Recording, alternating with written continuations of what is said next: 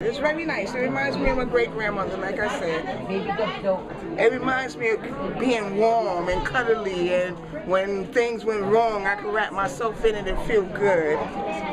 The idea is not so much the quilt, because the quilt is a quilt, but the idea is to have something in your life that's unique, that you can keep with you and that you can pass on to your children, and you can use it as a star as to where you were this day and where we hope you will be in the future.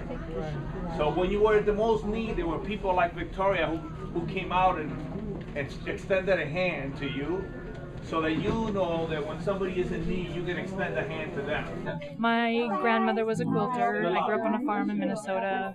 We quilted, we made our clothes, we did all those things as a young child. So growing up as an artist, I kind of came back around. I had the desire to keep making something that was going to outlast me, and quilting the best thing.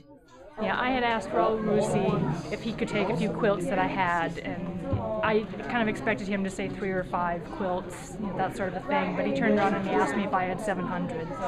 I didn't have 700, but once the need is presented to you, it's hard to turn your back on that. So I put it on my blog and said, if anyone has quilts they want to send, again, I thought I would get a few quilts, but we're at about 500 or 600 quilts right now, and I want to get them the 700 he asked for. Well, I always make more than I need, so I always have extra quilts laying around, and once you've covered all your beds, it's time to cover everybody else's bed. I'm just extremely touched that, when you ask for something from somebody, particularly when you think about a quilt and how much work that goes into it, that so many people just do it. They send it and they make it, and we've had a few people in general that have made 30 or 40 quilts.